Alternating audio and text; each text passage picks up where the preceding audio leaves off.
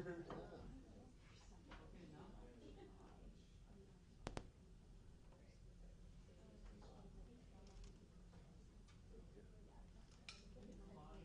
doesn't have to be night. Just anyway, it doesn't matter. Down's fine, yeah.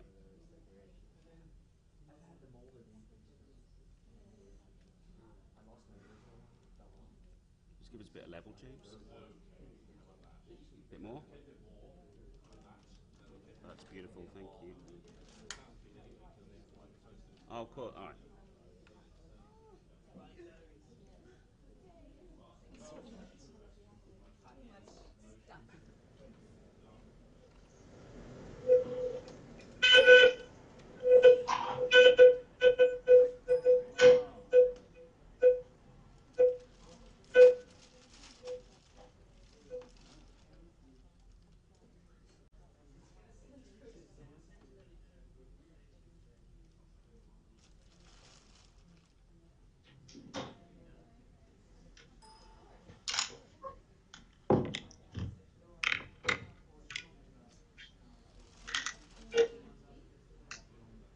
Sure. 1, 2, 3, 4, 5, 6, 7, 8, 9, 10.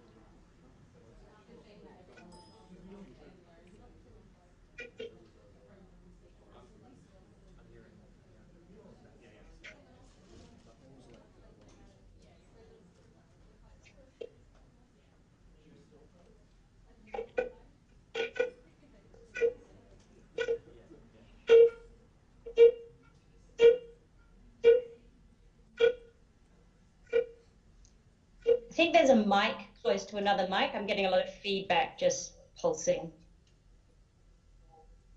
Perfect.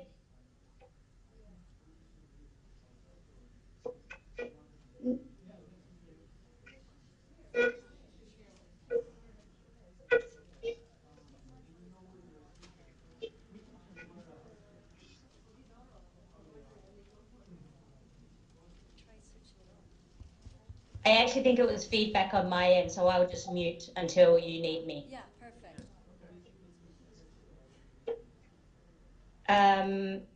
I don't have one that's working anymore, I'm afraid.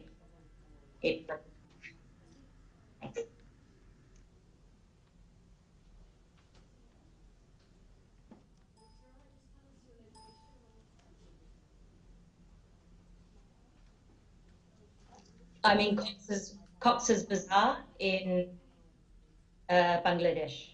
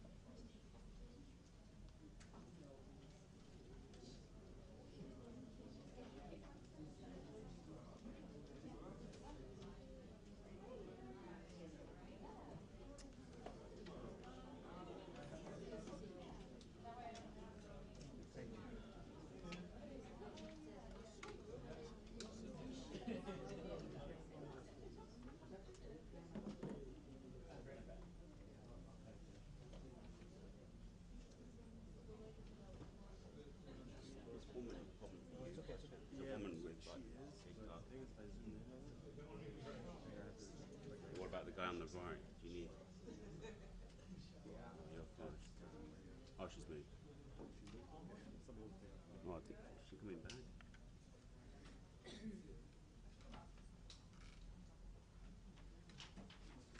Yeah.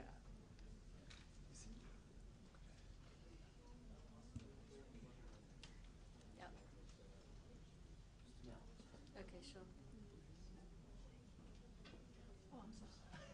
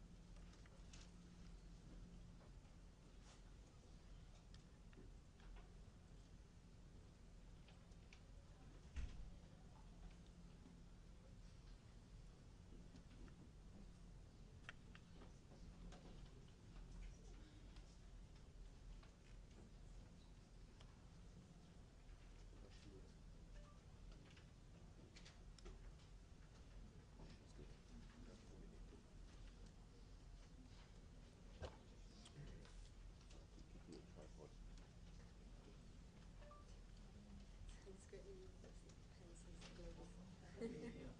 We all have.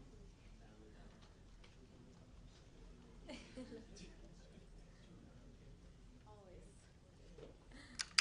It's like that umbrella legs and never see. And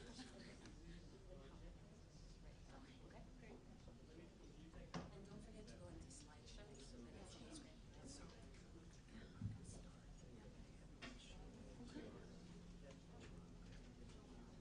Yeah.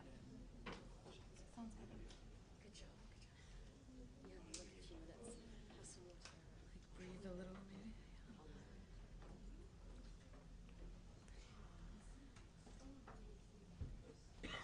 Yeah, go for it.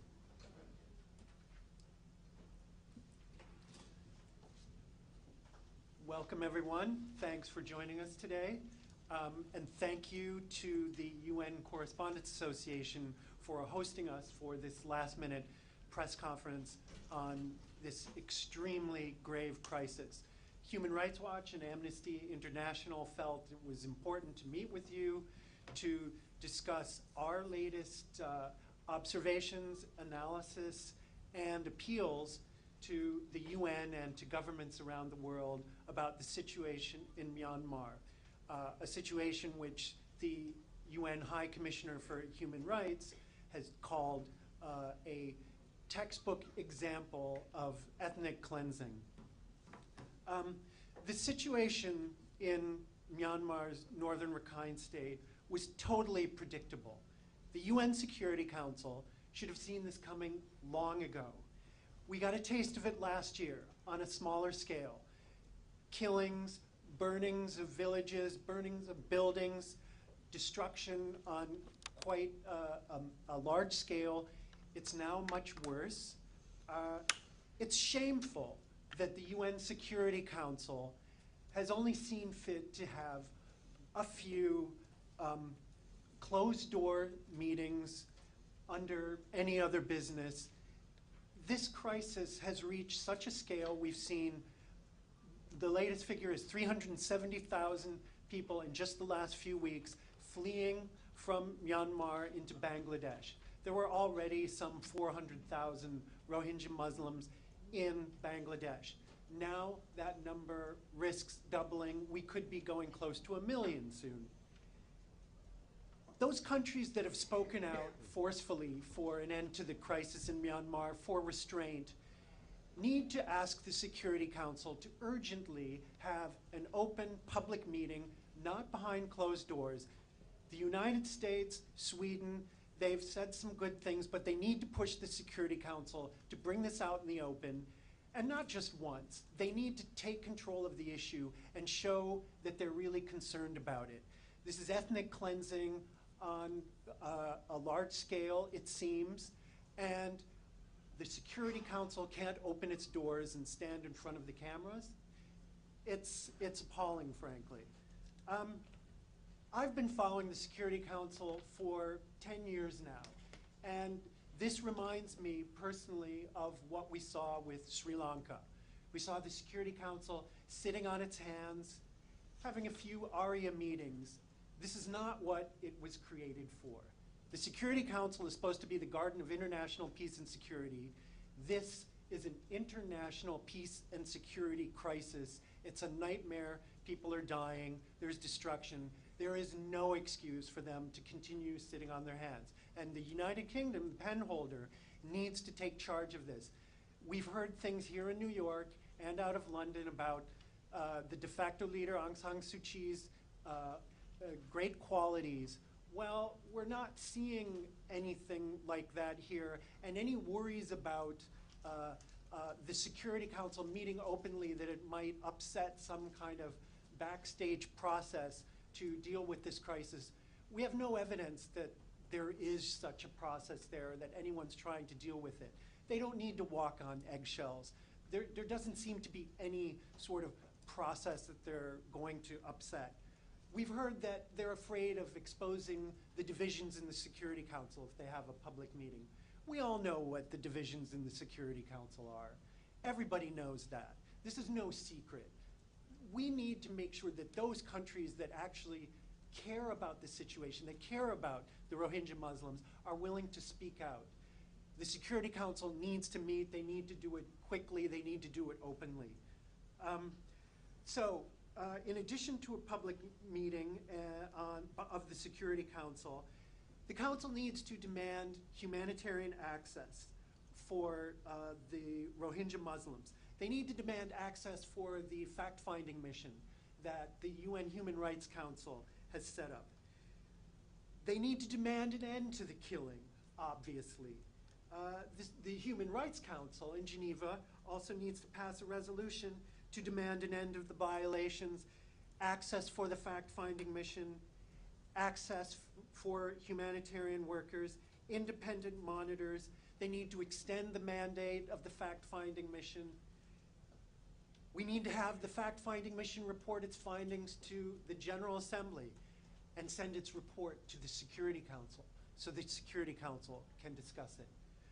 So now I would like to hand over to Shireen Tadros, the New York director at Amnesty International, who will connect you up with Amnesty's Emergencies Director, Tarana Hassan, who's here on Skype. Lou, thank you, and thank you so much to all of you coming out en masse on what I know is a very busy news cycle, and also we didn't give you a lot of notice, so it really just shows the interest that we should all have in this really important and developing crisis. Amnesty International joined with Human Rights Watch in the call for the Security Council to have a public meeting on Myanmar. But let's be clear here, this isn't about having another meeting, whether open or closed. It's about the Security Council uniting and sending a very public message to the government of Myanmar that they have to put an end to the ongoing violence, that they have to allow for unfettered access, not just to independent journalists, but also to the United Nations and others that need to see what's going on. So the time for consultations, the time for talking is really over. And nothing really brings that home more than what we have seen on the ground, what Amnesty's team on the Bangladeshi-Myanmar border had been witnessing.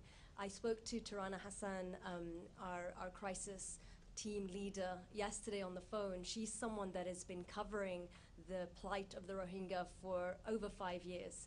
And she said to me yesterday that she actually had never seen violence on this scale, or certainly documented violence on this scale. And of course, just as I was about to introduce her, she disappears.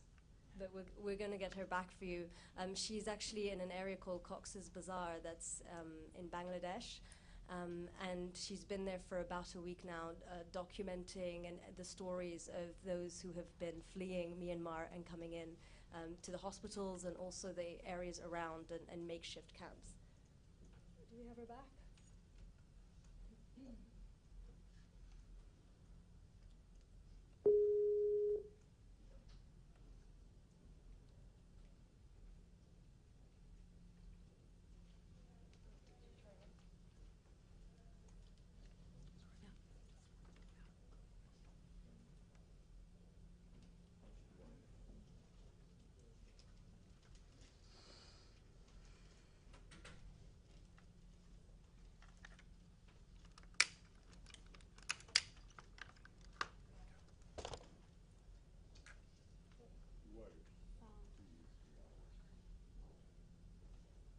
Tarana, we can't hear you. Maybe can you hear us?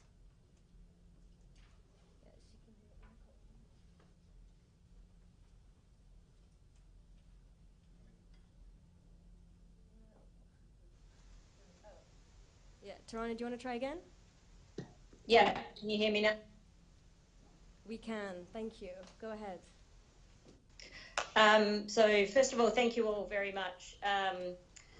I have been in Cox's Bazar, which is on the border of Myanmar and Bangladesh now for, I think today's my 8th day. It really is a sea of human misery, to be honest with you. And, you know, I tend not to be too melodramatic, but this is really something that is somewhat unprecedented in terms of the level of violence that we've been seeing targeting the Rohingya.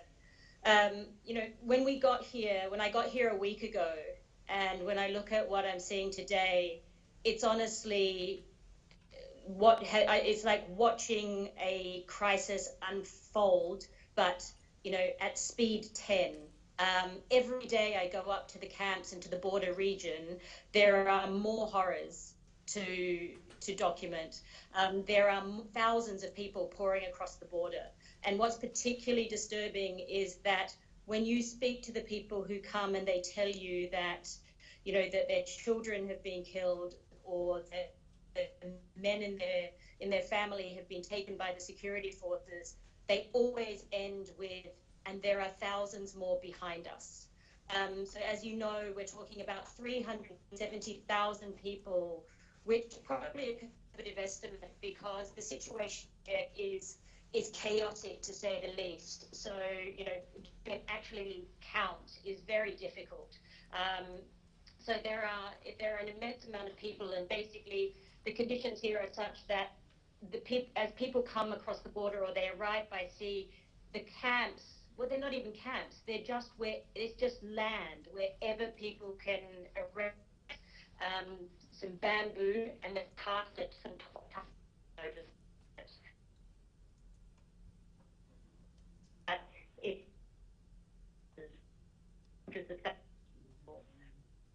I think one of the things that come out from our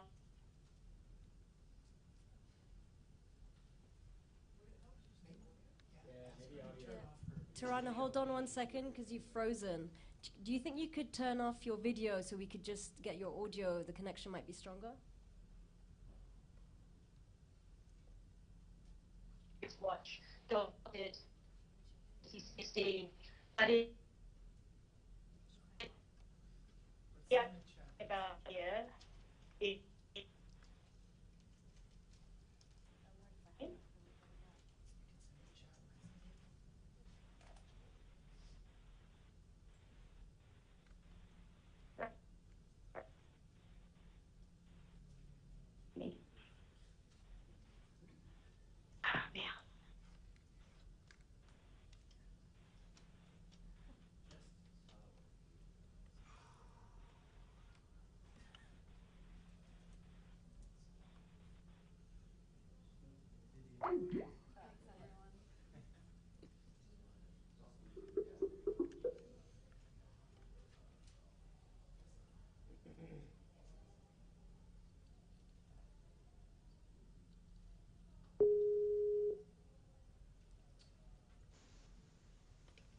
Can you hear me?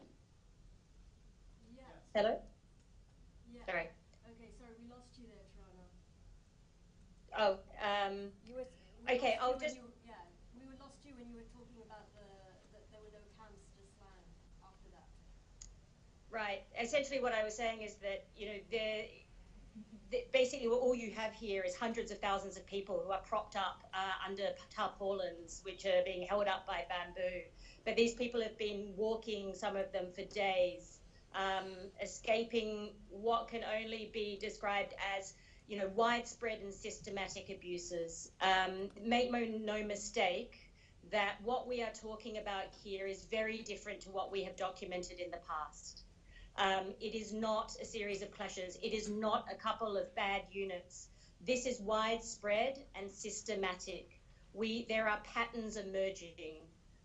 There is burning on a massive scale, and while the government of Myanmar continues to want to justify this campaign, and it is a campaign that is targeting the Rohingya as a counterinsurgency operation, it is absolutely not. And the evidence points to the fact that this is a form of collective punishment in the aftermath of the 25th of August, when Rohingya insurgents did attack a number of police posts, killing, I think, approximately a dozen security officials. What we have seen in response to those attacks is probably, we would only summarize it as collective punishment, essentially, and it is targeting the Rohingya population. We agree fully with the assessment of the High Commissioner for Human Rights in calling this ethnic cleansing, and it is textbook. I've been speaking to people, as you do when you are out in the field, and those first questions, and you as journalists understand this, you ask for someone's name, you ask for their age, you ask for some information about their family, and more once now, I have heard people respond with, "There's no one left." Just yesterday, I documented one of the cases which is quite chilling, and I've been doing this for a while, in that there was, and it also illustrates very much that there was a level of organization involved in this. In this particular case, a man from Mongdor had told me that the village coordinator, the chairperson, called them in and said, "Look, the army might be coming, so they may burn your house, but don't worry, go down to the river's edge and wait there. You'll be safe, and you can come back and you can rebuild your homes."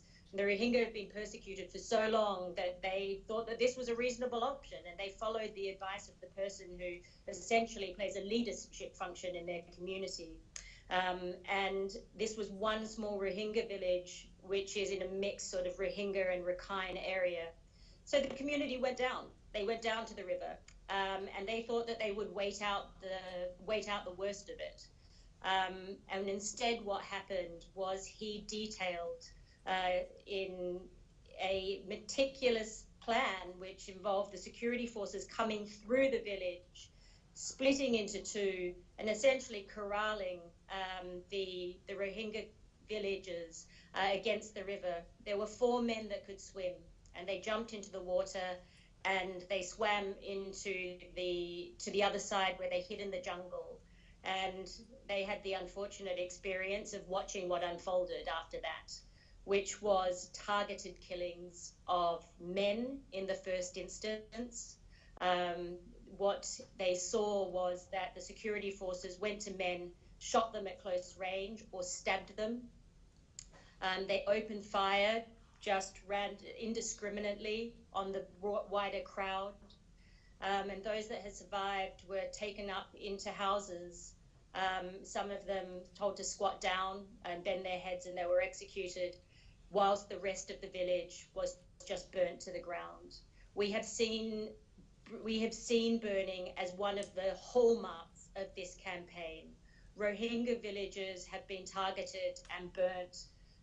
We have seen the army consistently using, or not just the army actually, it's security forces, police have also been implicated, and consistent reports from the people I've been speaking to that they're often working in concert with local Rakhine or other minorities who are acting in a sort of vigilante groups. And they go into villages, and sometimes they'll launch what sounds like a grenade, or they'll just open fire. And as people start to run, they continue to just indiscriminately fire on people. The vigilantes come in with sticks and knives, and depending on if you are shot and you fall to the ground, the vigilantes just surge upon them, beating them with sticks and knives.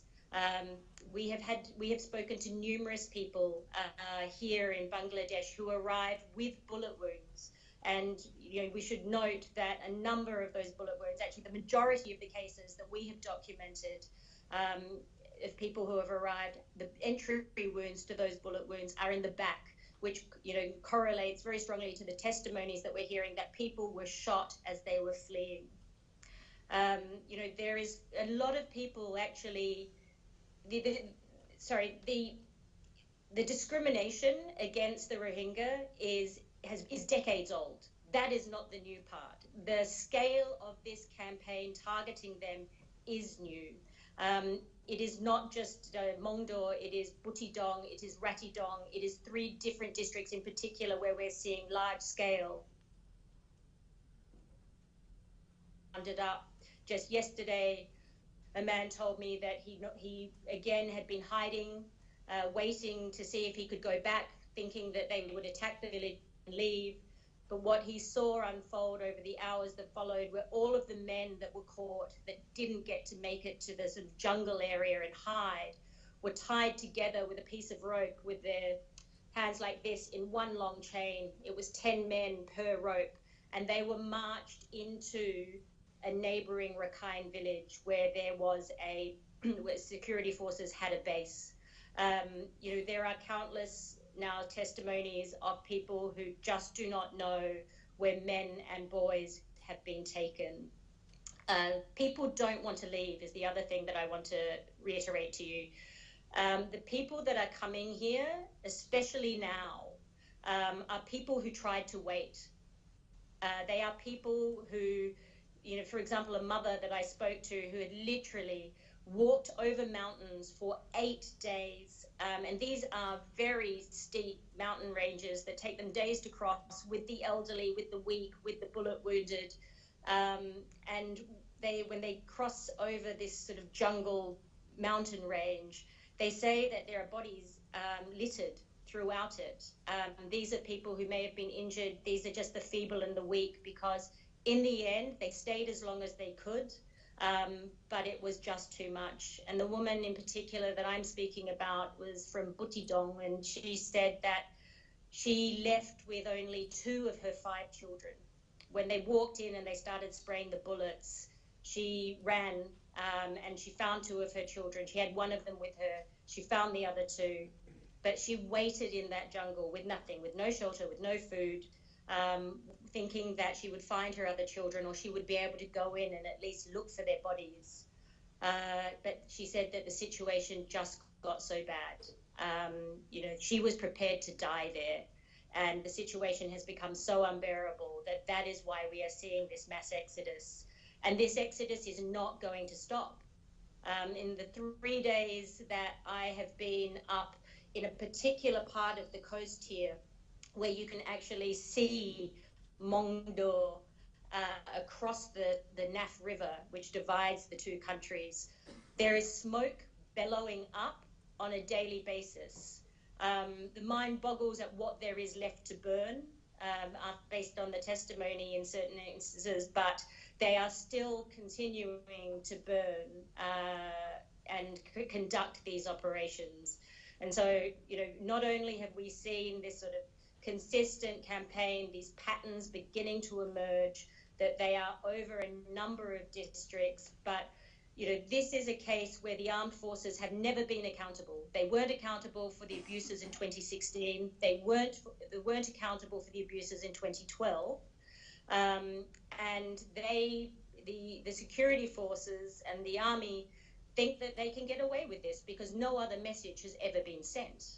And they are continuing to do this even whilst we have the international community, you know, talking about the outrage, talking about how distressing it is. But this is not the time for talk. This is certainly not the time for closed door talks.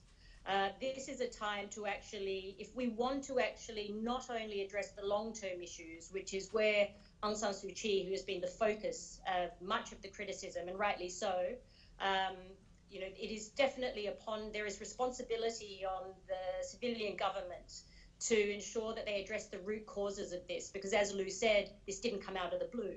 This has come because Rohingyas are denied citizenship. There is legislation that the government is on the, on the books, which actually denies them citizenship. It denies their existence, and it denies them their fundamental rights. And so this has been, this is one part of it. But if we want to stop the killing, if you want to stop this massive displacement, then we have to restore security and safety to the people who are still there, which is still hundreds of thousands. And that involves the security forces of Myanmar knowing that they will not get away with this. It involves ensuring that there is accountability, but it involves reeling them in. And therefore, doing that diplomatically, has not served the Rohingya people. It has not served Myanmar. Talks of being able to, negotiate this and the diplomatic speak around it and supporting another agenda really does have to be reevaluated at this point, because, to be honest, the cost is just too high. We are seeing what we are seeing here in Bangladesh, with the numbers continuing to rise, hearing the stories of what is happening of those who are still trapped inside the country.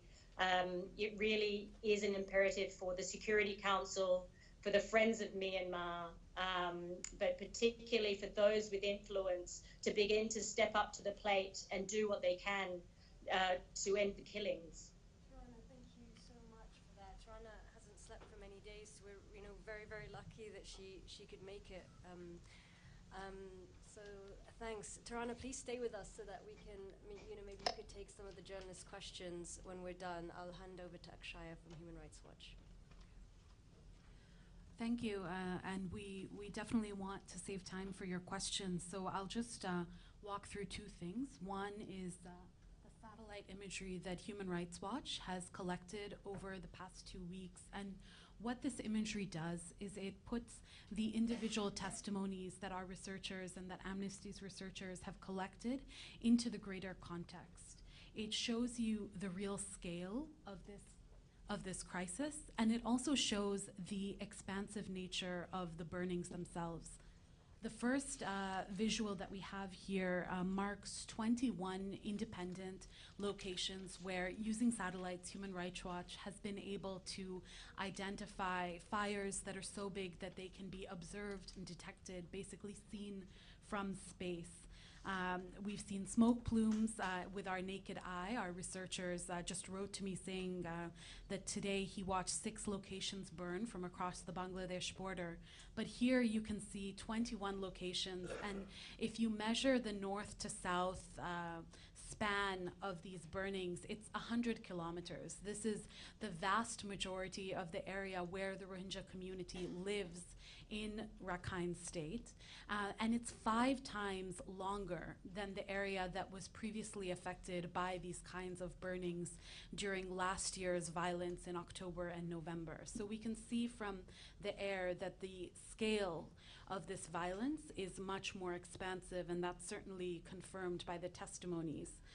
In fact, what we can see is that Burma is truly being emptied of its Rohingya population in a campaign that bears all of the hallmarks of ethnic cleansing. If we look at the next slide, this is remarkable to me for one particular reason. This particular close-up analysis is of one district in Mungdao town, and this is a district that is majority Rohingya, majority Muslim. Other parts of the town are not, and what was striking to us is that in this district, 450 buildings were destroyed, but then other districts were left untouched.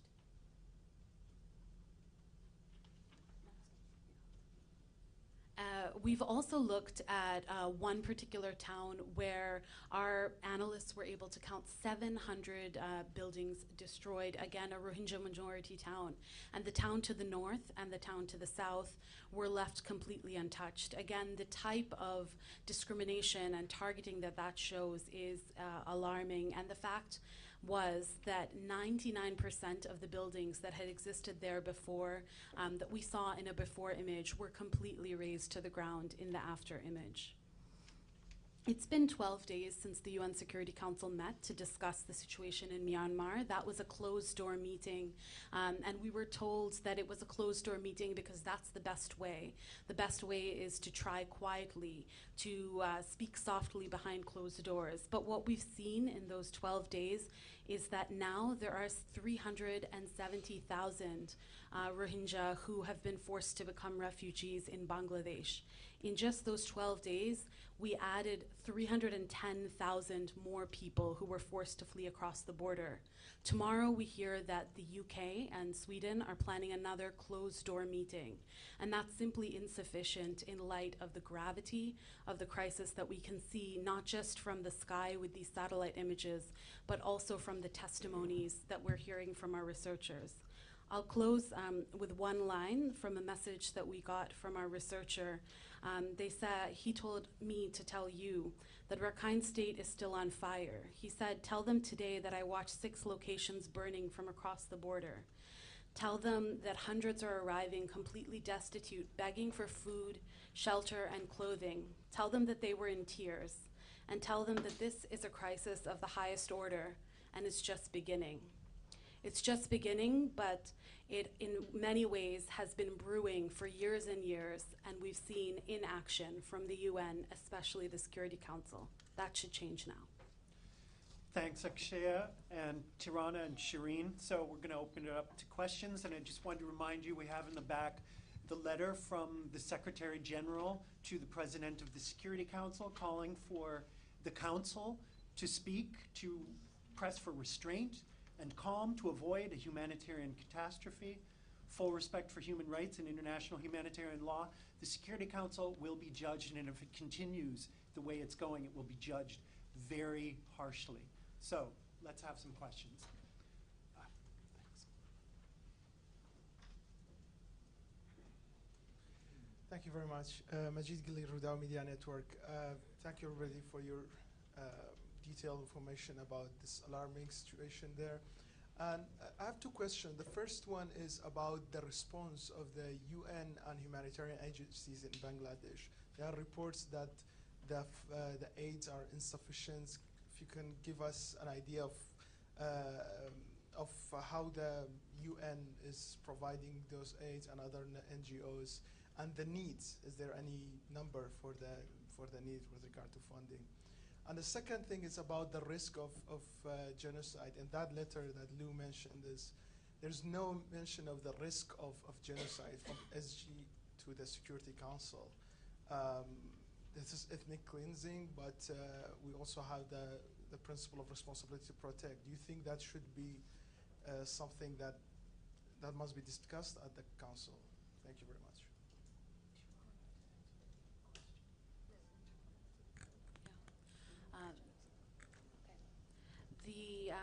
The reports that we're getting are of an incredible influx of people who are in need. They're hungry. They require resources. As Tirana said, many of them are sheltering in makeshift shelters, and the existing camps that had been in place for the previous refugee population are completely overflowing.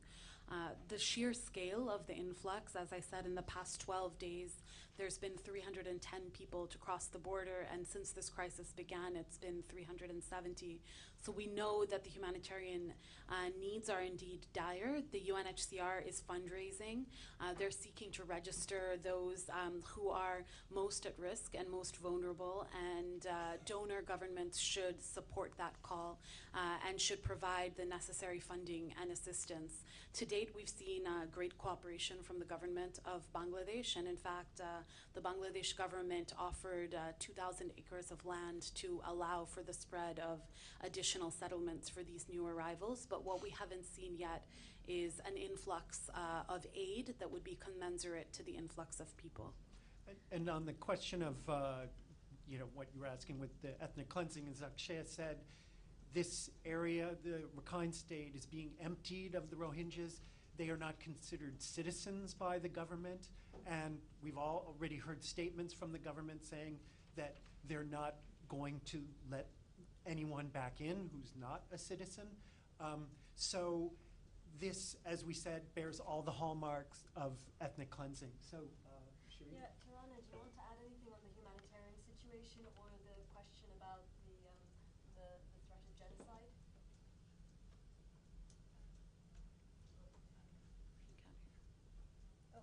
The humanity. Go ahead. Sorry. No, I think colleagues from Human Rights Watch have summed it up. What I would say is that when you have an influx of 300,000 people, it requires a completely different type of humanitarian response, and we haven't seen that yet. And there needs to be resources for that. There needs to be good cooperation with the government of Bangladesh, but there are no toilets. There are 370,000 people who are essentially just scattered throughout, propping themselves up wherever they are. And when you have people building shelters in such close proximity, when you have people who don't have access to clean water, when you have people arriving who were injured or burnt or had pre-existing illnesses, who were already living in a very precarious and food secure environment, which a lot of the Rakhine have been because of limited access to basic services and humanitarian access in Rakhine state. This will culminate in a very dire humanitarian situation. And we are yet to see, beside the best efforts of the humanitarian agencies who were already on the ground, we are yet to see a response to the scale that is required for this crisis. And so I reiterate the calls from colleagues from Human Rights Watch that the international donors need to get behind this, and they need to get behind it yesterday. Thanks, and Tehran. So they need to put money into it. Michelle?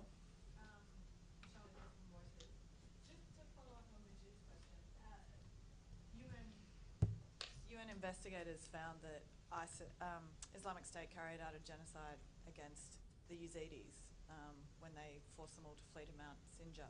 How is this different?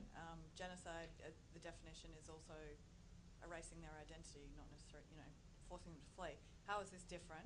And what do you want the Security Council to do? Like an open meeting? Is that going to achieve much more than a closed meeting? Maybe you could elaborate a bit more on that. What we know is that the UN's expert on genocide, the special advisor on genocide prevention, has warned that the situation is now at the stage where it's a risk of genocide. And what we know is that these crimes deserve to be investigated. And that's one of the reasons why we're very keen on allowing UN investigators to do exactly as they've been able to do in other conflict contexts, to go to investigate, to talk to the victims, and to come to their own conclusions. But the UN fact-finding mission, which was set up in Geneva in March, has yet to be able to access the country. And all indications are that the government of Myanmar plans on blocking them from having any access and from being able to do these kinds of credible investigations. As to the Security Council, of course, opening a meeting is simply the first step, but it is a step and a configuration that would allow the Council to take action.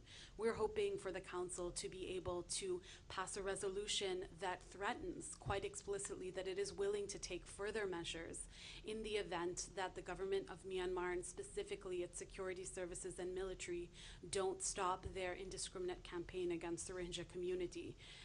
And those further measures we would like to see could include things like targeted sanctions that would be asset freezes and travel bans on the individuals most responsible. And we believe that the UN should also consider assessing the way in which weapons which are being brought into the country are allowing the government to continue to carry out this campaign.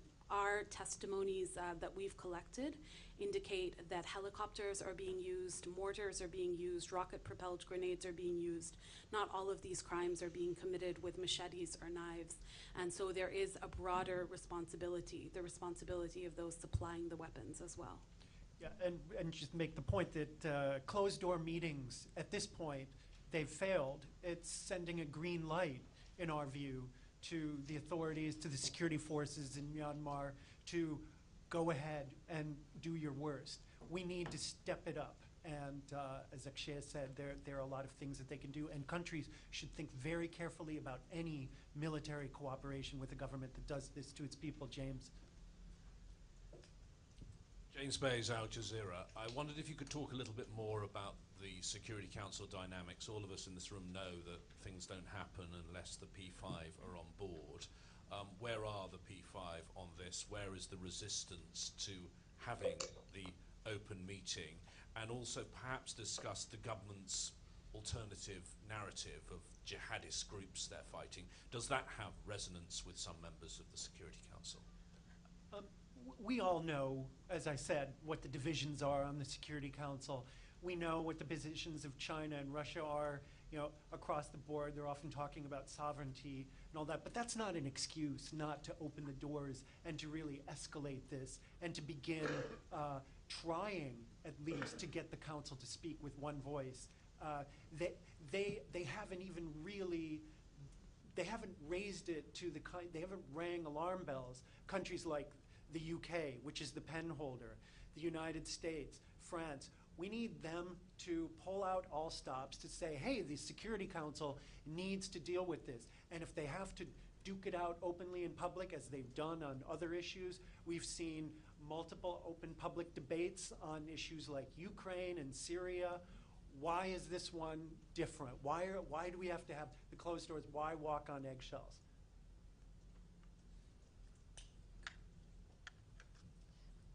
Thank you very much, Edith Lederer from the Associated Press. A follow-up question, especially on China, which is a neighbor of Myanmar and has very close economic ties. Has either of your organizations been doing anything to talk to the Chinese about what exactly they should be doing? And secondly, for Tirana, are any of the Rohingya Muslims who are in Bangladesh able to contact any people, any of their family still back on the Myanmar side of the river? Thank you. Tirana first. Tirana, do you want to answer first? Sure, thanks for the question. The short answer is yes. Actually, it's fundamentally important for them because not only have some people stayed behind thinking that they'll be able to go and try and collect some of their belongings, but so that they've been waiting, so they're coordinating with people who are with other family members who are in the camps. And those are where some of the reports which we've been using to corroborate where the actual burning is, that both Human Rights Watch and Amnesty have been able to see from the Bangladeshi side.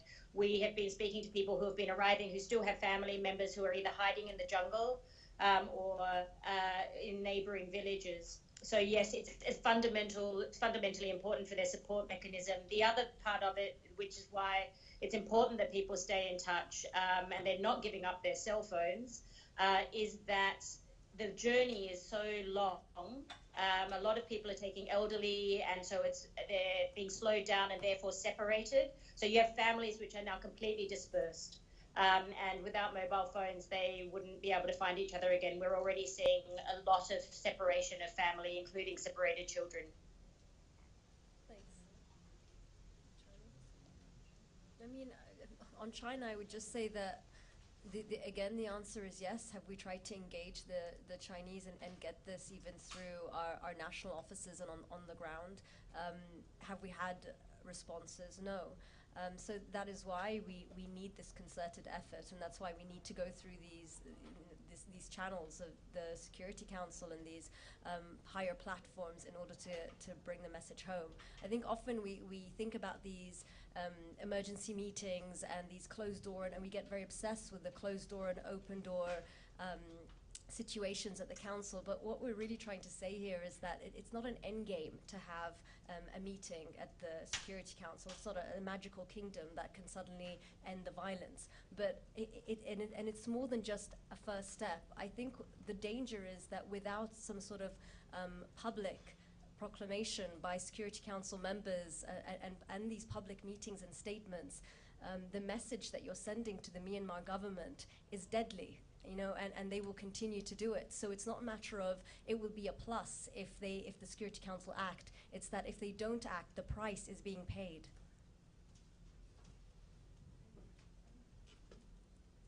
Lou, thanks. It's Margaret Bashir, Voice of America.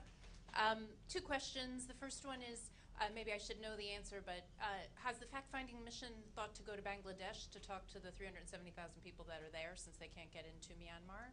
And the second question is, I'm sure during Aung San Suu Kyi's house arrest for many years, your organizations were at the forefront calling for her release from detention. So what's your message to her? Are you extremely disappointed in her? On the fact-finding mission, yes, we understand maybe not the commissioners, but their staff are intending to go to Bangladesh as soon as possible to be able to hear the same stories that we are. But the continued obstruction of their work by the government of Myanmar should be criticized and censured by the relevant governments who helped set this mechanism up in the first place. One of the things that's the most disturbing, I think, about this crisis, going to James's question, is that there's been a quiet acquiescence to the narrative being promoted by the government of Myanmar, and a quiet acceptance of the Chinese line that this is a regional issue and we'll handle it on our own terms. The Security Council needs to challenge those dynamics. No one is saying that this militant group doesn't exist or that these posts weren't attacked, but lawful operations against militant groups don't involve burning an entire community out of their homes and emptying a part of your state of one particular ethnicity. That goes far beyond any kind of proportionate response. And continued silence is tacit acquiescence of that narrative. Tarana, do you want to add anything at that point? No, I would just add to the last point made that you know, you can't have a. Am I on mute? No, you're good. You know, any justification that this is a counterinsurgency operation should just be, you know, it should be dismissed just on how targeted and focused this is, but also, you know, the use of landmines that Amnesty International documented over the weekend. This is a relatively, well, landmines have been used in these areas, and we have documented 4 different incidents with 5 different injuries, 4 of which have lost limbs, 1 or both of their limbs. And if that, you know, that landmines are inherently indiscriminate. That's why they're internationally banned. All of the indications and the evidence that we have gathered points to the Myanmar army being behind the planting of these landmines. Any justification that this could be done is in terms of a counterinsurgency operation or anything else is just ludicrous. It is indiscriminate, it is banned, and you know, I think that the justifications that have been used are dangerous, and I think that giving too much credence to them when we're talking about the scale of violations is something that we should ensure that governments are very wary of. Thanks. Ariana? Oh, sorry. Aung San Suu Kyi. Oh, sorry.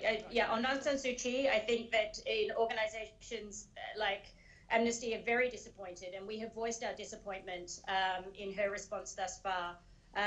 You know, she does have a responsibility to play, especially in terms of, you know, sending messages. Silence is not helping the fact that we have a growing xenophobic rhetoric and climate which is whirling around Yangon at the moment. We need to see leadership from her to actually de-escalate, not remain silent, and not sort of give these very hollow sort of justifications that we've heard in the past. But I go back to the point that she does not control the army. And so we need to have a focus on everybody who is involved and everyone who wields power within the Myanmar government.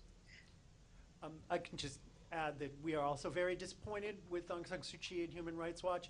The civilian government has a role to play. Yes, it's the military that's doing the burning, doing the killings, that's emptying Rakhine state of the Rohingya Muslims. But she's the de facto head of the government. She has a role to play, and she needs to do whatever she can to stop this and stop being silent, because that's, as I said, a green light.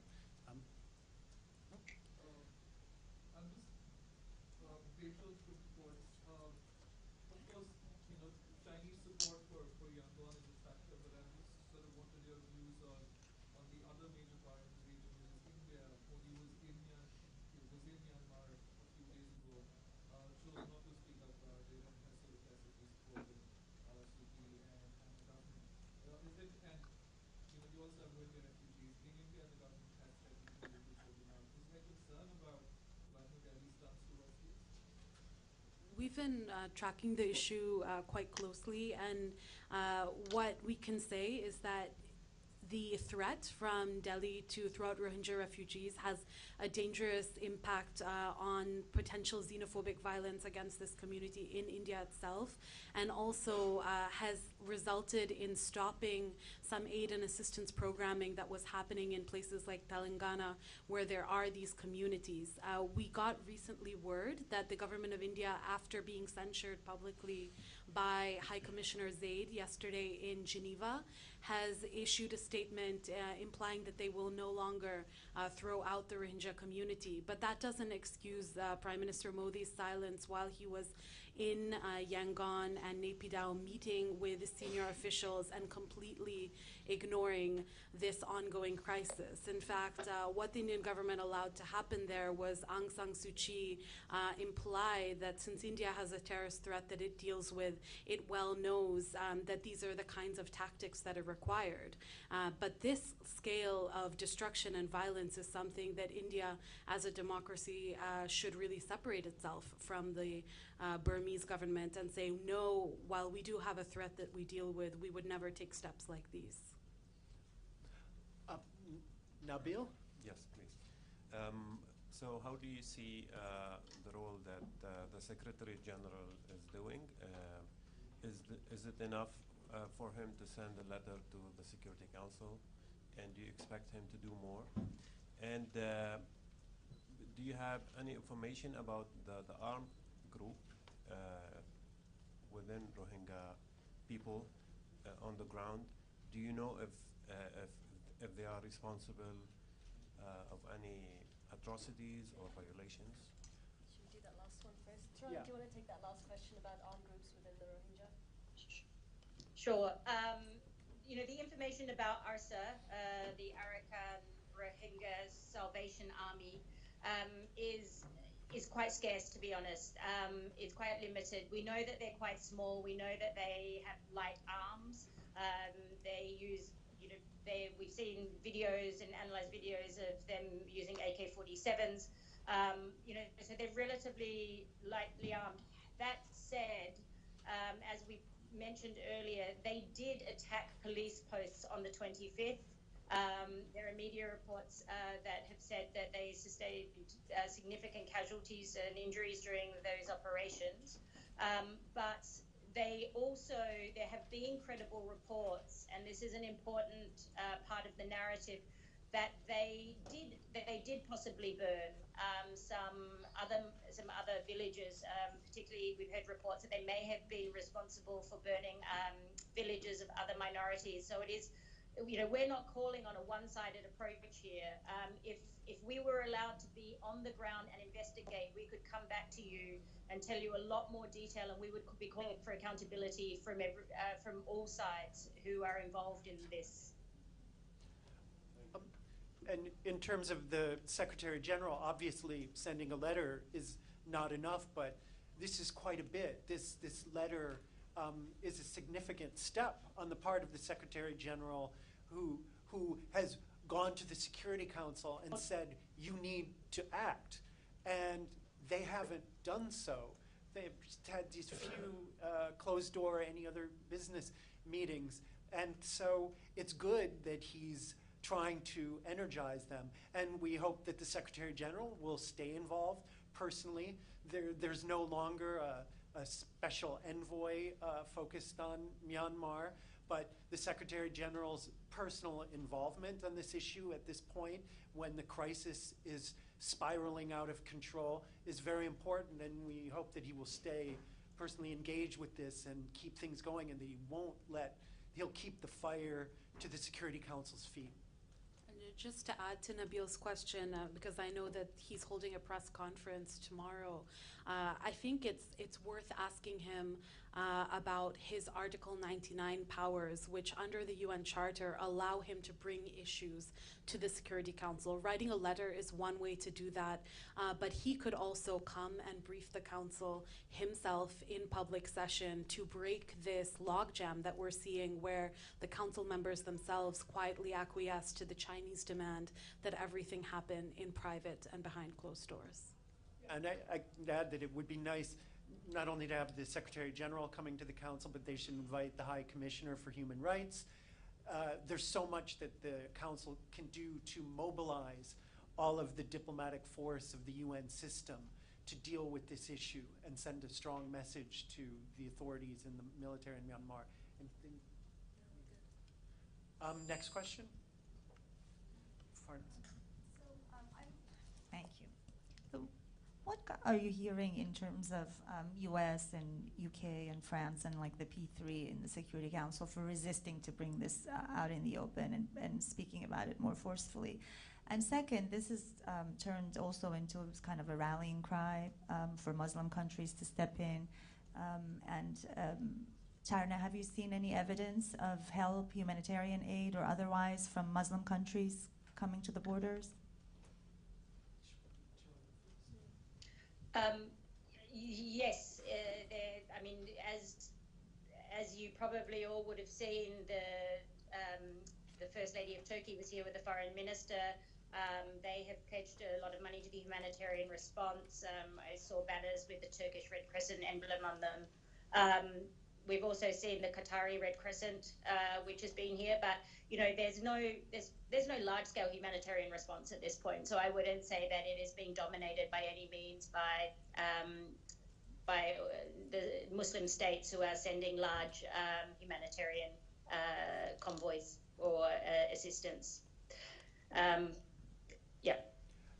And on the first part of your question about the US, UK, France, and I mean, what you see is what you get at this point. And they're making some statements, some are weaker than others, but they're not pushing the Security Council to do what it's supposed to do. They're not joining together in any concerted push so far to really escalate this to the level that it deserves when we're talking about ethnic cleansing, hundreds of thousands of people fleeing over the past few weeks, and a couple meetings behind closed doors. I mean, it's really ridiculous. And well, I mean, let me throw that back at you, and you can ask them yourself. Does a situation of ethnic cleansing where an entire state is being emptied of one ethnic group, does this mean that you get together, close the doors, and just chat a couple times over the course of a few months? I mean, is that really there's so much that the Security Council can try to do, and is that really all they can do? We think the answer is no. They have so many tools at their disposal, so many things that they can threaten. And then the OIC, we should add, does have the ability to keep on this, and we hope that they will continue to bring pressure on the government of Myanmar and the UN and the Security Council in conjunction with other parties to keep this issue at a high level. Yeah, I mean, just to add, if we're in a situation where we're saying that the Security Council is blocked because of some members that are defending Myanmar, and this definitely is not an alien situation, then what's the excuse for not acting stronger unilaterally? What's the excuse for the UK not speaking out? And certainly the US administration, that in the past administrations have been much more vocal and strong on the subject. Where does the Trump administration stand? So I think we shouldn't just see this as, you know, collective failure of the Security Council, but hold each one to account. Hi, I have a quick question. Shauna McGee from Kyoto News. Next week we have high-level leaders in town. Is there any space that you see for any meetings or any pressure that could be exerted at that time? Thank you. Yeah, I mean, we hope that every leader, the countries that we've mentioned here, others, Sweden, the Secretary General himself, that this will be high on their agenda and that people will be discussing options for pressure, sending messages to the government of Myanmar. I mean, we sent the invitation for this press conference to the mission of Myanmar, and you know, we want them to hear what we're saying, and we hope that that the leaders will be discussing this and that it will be high on everyone's agenda. During High Level Week, neither Aung San Suu Kyi nor their first Vice President, Min Aung, who was responsible for an investigation into the previous atrocities in Rakhine State, are going to be here in New York. They're sending their second Vice President. But at the bilateral level, we're hoping that governments are able to raise serious concerns with the second Vice President, and then all of the heads of state who have convened, we understand, may be invited by the Turkish president for a meeting to discuss this, or even could be invited to another high-level meeting. I think at this point, your question about the absence of leadership from the UK and the US is well placed, and we'll see if there's some attempt to fill that vacuum during High Level Week. We certainly haven't seen any leadership to date. And it would be good for reporters here to keep asking the question of the US, the UK, and the others. What are they doing? Where are they? Nabil? Yeah, back to the ground, and it's great that you guys have people there or around the area. Is violence against Rohingya people, is the government only responsible of this violence and attacks, or is it an ethnic conflict or religious conflict? Do you know about any armed civilians who are also attacking Rohingya people, or is it only the government who's responsible of this? Tirana. Sure. No, as I mentioned, quite often we are hearing accounts that there were armed local villagers, Rakhine and other minorities have been involved in sort of these vigilante groups.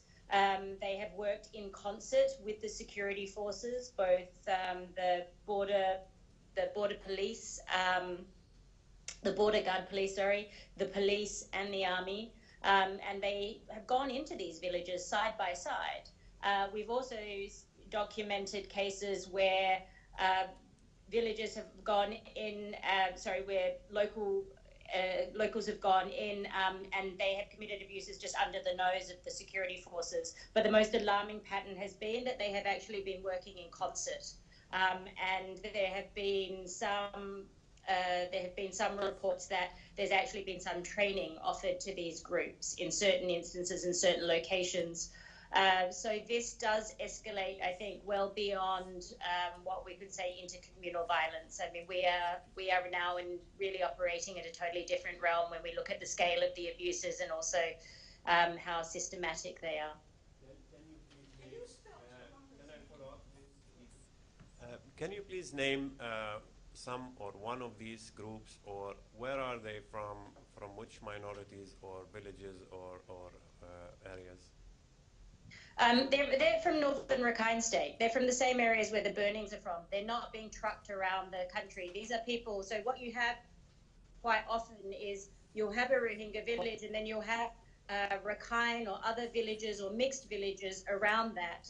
And so what you have is locals from those groups who are near the security force post, maybe a police post or a military post, working in concert with that arm of the security forces. So this happens throughout the country. So it's not isolated to one particular area. So if you went to Mongdor district, you will find these in village after village after village, and the same in Butidong and Ratidong.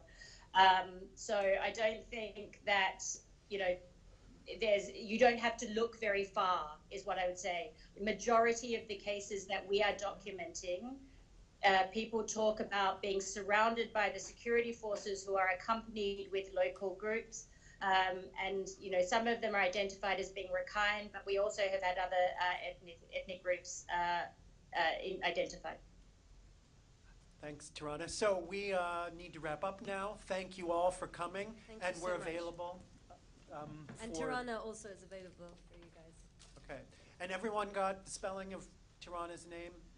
Can you just do it all on camera, please? So Tirana